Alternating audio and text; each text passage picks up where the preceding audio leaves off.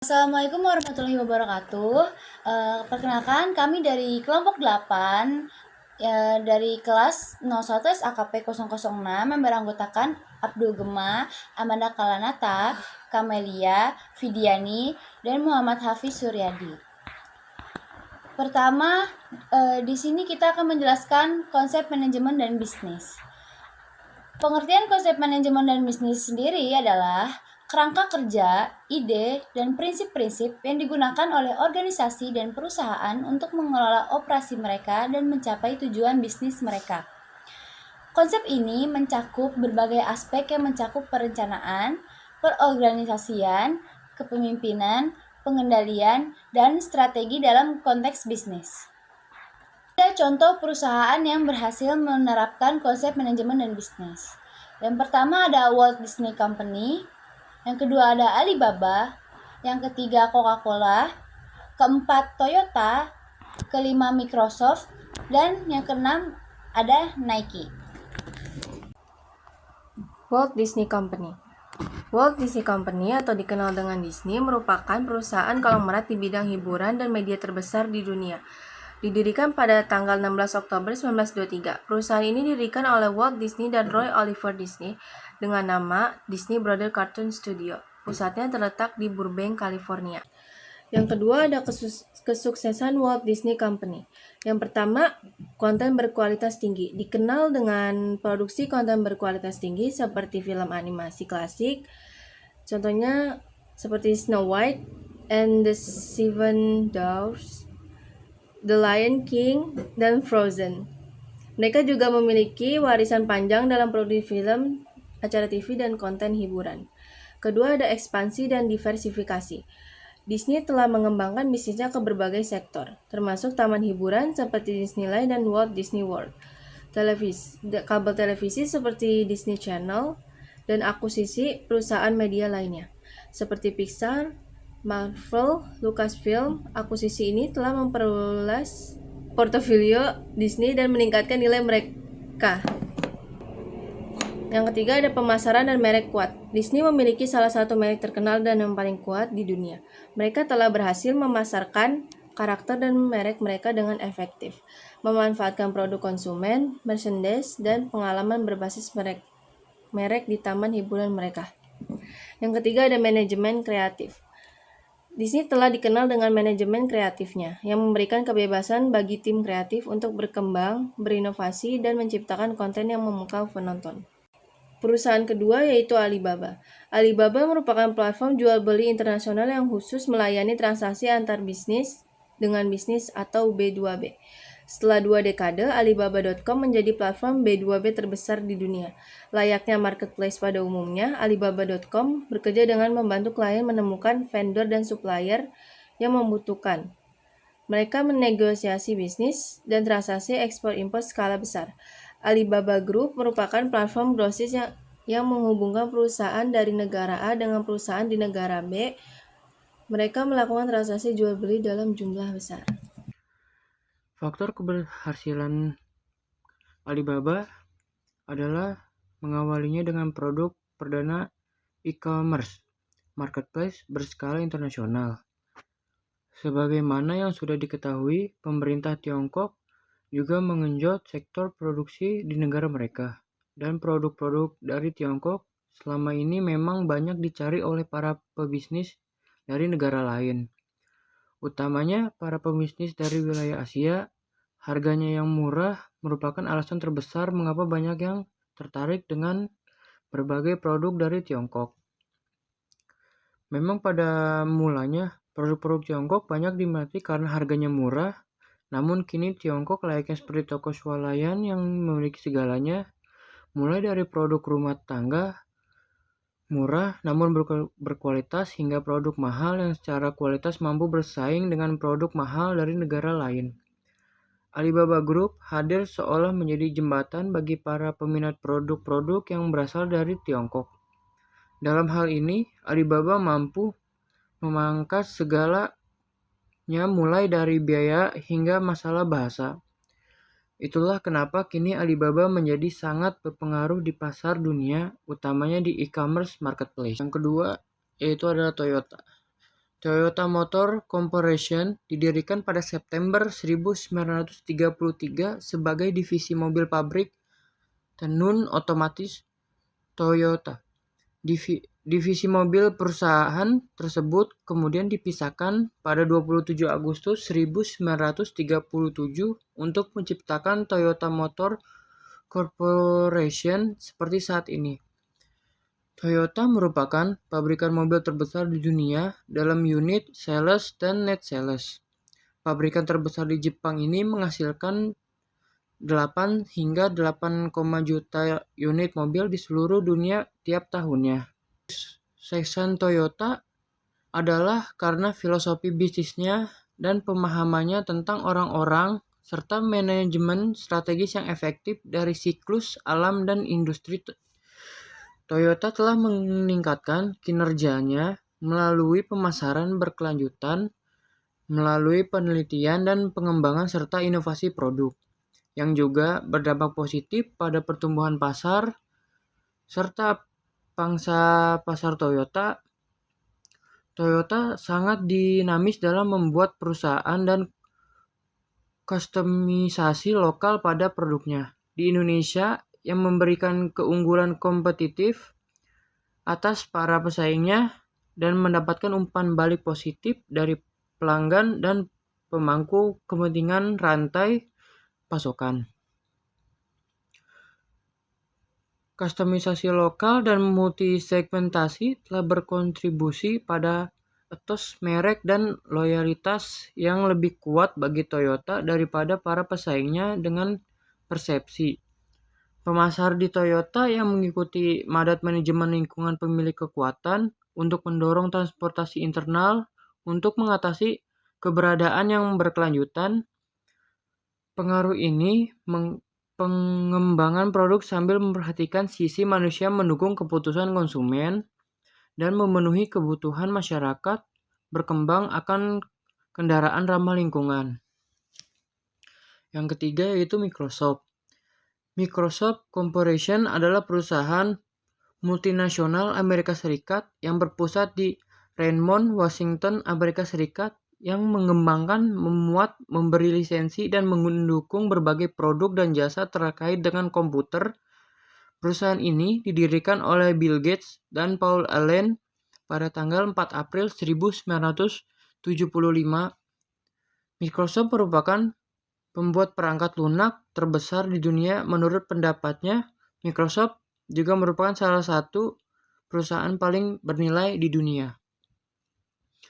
Kesuksesan Microsoft adalah memanfaatkan kehadiran dan pengalaman mereka yang luas dengan pusat data global untuk menjadi penyedia layanan dan host cloud yang dominan. Ini merupakan salah satu lagi penyimpangan dari strategi tradisional dan penawaran produk mereka. Sehubungan dengan teknologi masa depan, Microsoft banyak berinvestasi dalam kecerdasan buatan AI, manajemen data, dan komputasi kuantum. Tentu saja akan ada banyak intriasip tambahan dan tentu saja penyimpangan dari rancangan tersebut. Namun, jika Microsoft terus menetapkan standar yang cukup tinggi, kemungkinan besar mereka akan tetap menjadi pemain dominan meskipun teknologi dan peluang pasar terus berkembang. Selanjutnya saya akan menjelaskan tentang perusahaan Nike. Nike adalah salah satu brand aparel dan peralatan olahraga terkemuka di dunia. Lahir pada tanggal 25 Januari 1964 ketika Bill Wilburn dan Phil Knight mendirikan perusahaan mereka yang pertama bernama Blue Ribbon Sport. Keduanya bertemu saat Knight masih menjadi mahasiswa pascasarjana di Stanford, di mana Wilburn adalah pelatih atletik. Sebelum mendirikan perusahaan mereka, keduanya sudah belajar membuat sepatu dari tukang sepatu lokal, dan mereka memutuskan untuk mengembangkan sepatu lari sendiri. Ketika mengembangkan sepatu lari mereka, Blue Ribbon Sport bekerja sama dengan pembuat sepatu Jepang, Onitsuka Tiger, dan menjual sepatu mereka di Amerika Serikat. Toko sepatu pertama mereka dibuka pada tahun 1966 dan pada 1971. Mereka mendapatkan hak untuk menjual sepatu Onitsuka Tiger di Amerika Serikat dengan merek mereka sendiri. Namun, pada 1972, Blue Ribbon Sport meluncurkan sepatu dengan merek Nike yang kita kenal sampai saat ini. Kesuksesan Nike adalah hasil dari beberapa faktor kunci yang telah memungkinkan perusahaan ini menjadi salah satu merek terkenal dan sukses di seluruh dunia. Berikut beberapa faktor utama yang telah menyumbang pada kesuksesan Nike. Yang pertama, inovasi produk. Nike terkenal karena terus-menerus mengembangkan produk-produk inovatif dalam industri alas kaki dan olahraga. Mereka telah menghasilkan banyak teknologi dan desain revolusioner dalam sepatu, pakaian, dan peralatan olahraga. Kedua, branding kuat. Nike telah berhasil membangun merek yang kuat dan dikenal di seluruh dunia.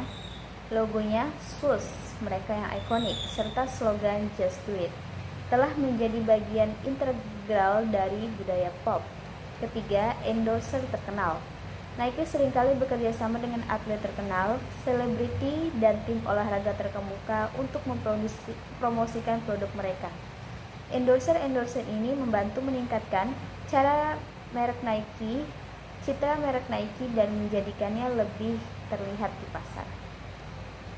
4. Penekanan pada olahraga. Nike telah selalu fokus pada dunia olahraga dan aktivitas fisik, dan ini telah membuat mereka menjadi pilihan utama bagi atlet dan pecinta olahraga di seluruh dunia. Kelima, distribusi global.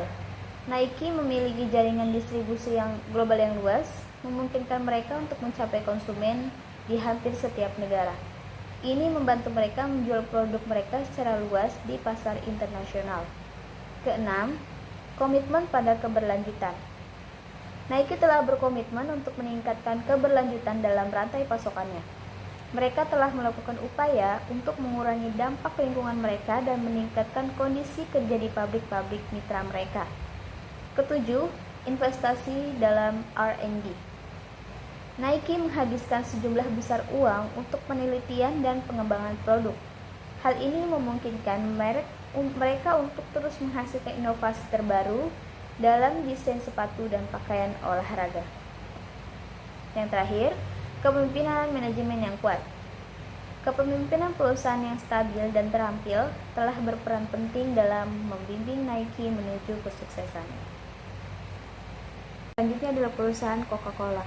Coca-Cola adalah merek minuman ringan berkarbonasi yang sangat terkenal dan diakui secara global. Produk utama dari Coca-Cola adalah minuman berkarbonasi yang dikenal sebagai Coca-Cola Classic atau sering disebut hanya Coke. Coca-Cola Classic memiliki rasa manis dan berkarbonasi yang unik yang telah menjadi ikon dalam industri minuman ringan.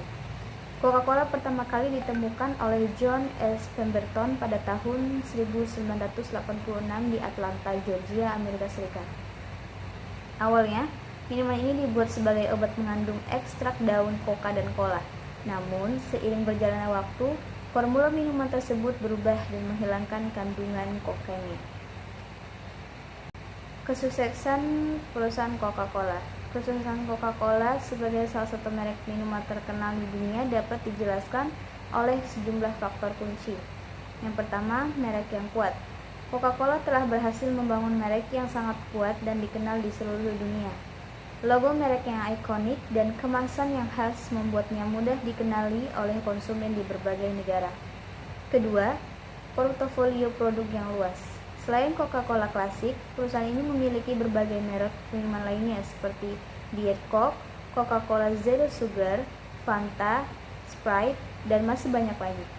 Portofolio produk yang luas memungkinkan Coca-Cola untuk memenuhi berbagai preferensi konsumen. Ketiga, kemampuan adaptasi.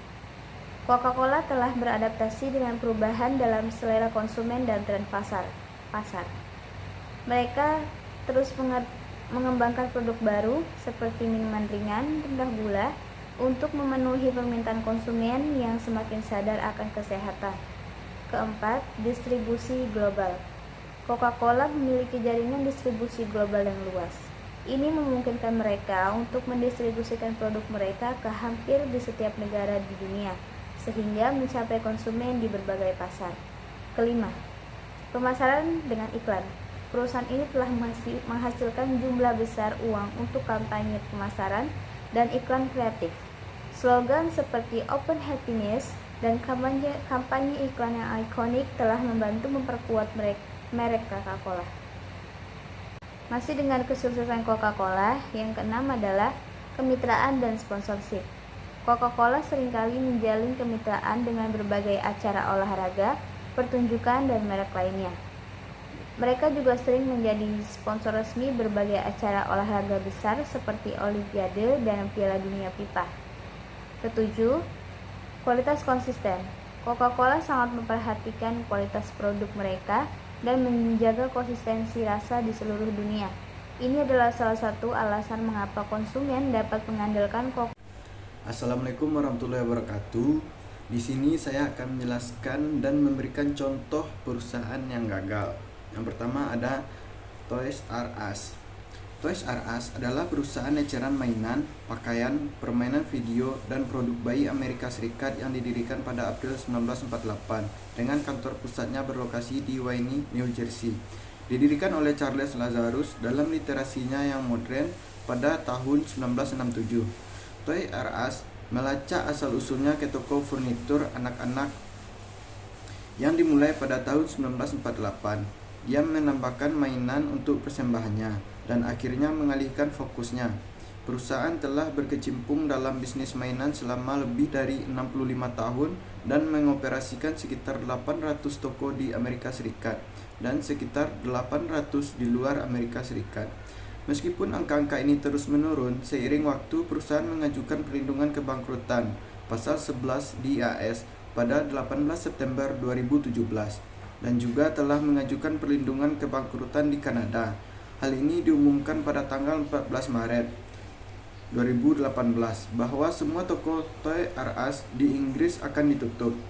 Keesokan harinya diumumkan bahwa 2000 operasi Toys R Us di AS setelah 70 tahun keluar dari bisnis dan menjual semua 735 lokasi di AS. Yang kedua, Yahoo. Yahoo adalah portal internet yang menggabungkan mesin pencari dengan direktori situs web di seluruh dunia yang diatur dalam hierarki kategori subjek. Sebagai direktori, Yahoo menjamin pengguna web baru dan berpengalaman untuk melihat secara terstruktur ratusan ribu situs web dan jutaan halaman web. Berdasarkan data yang diperoleh dari situs tes target, seiring berkembangnya situs web, pendiri Yahoo menamainya Yahoo dan memulai situs web yang baru berganti nama sebagai mesin pencari dengan menjual saham 2,6 juta saham, dan setelah mendapatkan popularitas, mereka mulai muncul ke bisnis-bisnis terkait internet lainnya. Situs web mesin pencari Yahoo juga menawarkan salah satu cara untuk mencari topik tertentu di web yang menautkan ke situs pencarian web paling populer. Jadi, meskipun argumen pencarian Anda tidak mengarah ke halaman topik Yahoo, Anda masih akan mendapatkan hasil dari 6 atau 7 situs mesin pencari populer yang menautkan ke Yahoo. Pada tanggal 8 Maret 1997, Yahoo membeli perusahaan telekomunikasi bernama 411 dan mengganti nama layanan web mailnya menjadi Yahoo Post dan tumbuh sedikit demi sedikit merilis banyak layanan lain seperti Yahoo Music, Yahoo Games, Flickr, dan lain-lain untuk memperluas bisnisnya dan meningkatkan popularitasnya. Selanjutnya ada Nyonya Menir. Jamu Cup Potret Nyonya Menir atau PT Nyonya Menir adalah perusahaan yang memproduksi jamu tradisional Jawa yang dipelopori oleh Nyonya Menir. Ia menggunakan keahliannya mengobati berbagai penyakit dengan keahliannya meracik jamu tradisional Jawa.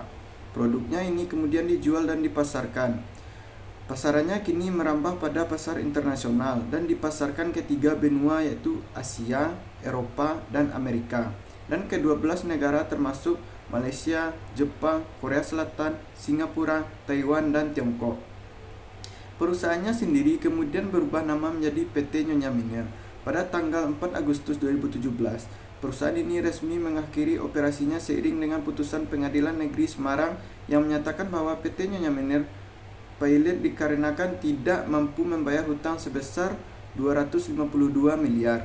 sebagai asetnya, termasuk Taman Jamu Indonesia di Kabupaten Semarang, kini telah diambil alih oleh Sido Muncul. Pada tahun 2020, PT Bumi Empon Mustiko, sebuah perusahaan yang dibentuk dari usaha patungan antara keturunan Nyonya Minir dan Aheb Group, telah mengakuisisi sejumlah merek dagang Nyonya Minir. Selanjutnya ada Blockbuster.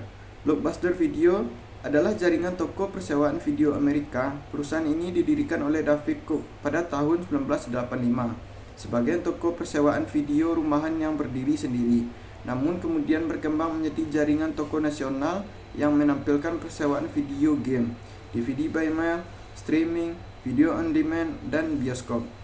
Teater. Perusahaan ini berkembang secara internasional sepanjang tahun 1990-an. Puncaknya pada tahun 2004, Blockbuster terdiri dari 9.094 toko dan mempekerjakan sekitar 84.300 orang, 58.500 di Amerika Serikat dan 25.800 di negara lain. Selanjutnya ada Asia. Perusahaan Asia yang juga dikenal dengan nama PT Bakri Telkom adalah salah satu operator telekomunikasi yang pernah beroperasi di Indonesia. Asia awalnya mengkhususkan diri dalam layanan telepon seluler CDMA atau Code Division Multiple Access dan menawarkan berbagai jenis paket suara dan data kepada pelanggan. Namun, pada tahun 2017, PT Bakri Telkom mengajukan permohonan kepalitan dan berhenti beroperasi sebagai operator telekomunikasi. Ini terjadi karena persaingan sengit dalam industri telekomunikasi di Indonesia dan perubahan teknologi yang signifikan menuju 3G, 4G, dan 5G. Sementara Asia masih mengandalkan teknologi CDMA yang lebih tua. Sebagai hasil dari kepalitan tersebut, Asia tidak lagi menawarkan layanan telekomunikasi di Indonesia. Pelanggan yang masih menggunakan layanan Asia mungkin telah dipindahkan ke operator lain atau telah memilih untuk beralih ke layanan telekomunikasi yang berbeda. Harap diperhatikan bahwa informasi ini berdasarkan pengetahuan saya hingga September 2021 dan situasi bisa berubah seiring waktu. Untuk informasi terbaru tentang perusahaan Asia atau perubahan statusnya setelah tahun 2021, disarankan untuk menghubungi Otoritas Telekomunikasi Indonesia atau mencari informasi terbaru melalui sumber berita terkini. Selanjutnya ada BlackBerry. BlackBerry Limited, perusahaan asal Kanada yang terkenal dengan perangkat ponsel pintar dan layanan keamanan mereka, mengalami sejumlah tantangan dan kegagalan yang signifikan pada awal abad ke-21. Berikut beberapa faktor utama yang menyebabkan kegagalan perusahaan BlackBerry. Yang pertama, ketertinggalan teknologi, kegagalan inovasi, ekosistem aplikasi yang lemah, dan kesalahan strategi. Baiklah, sekian dari saya. Assalamualaikum warahmatullahi wabarakatuh.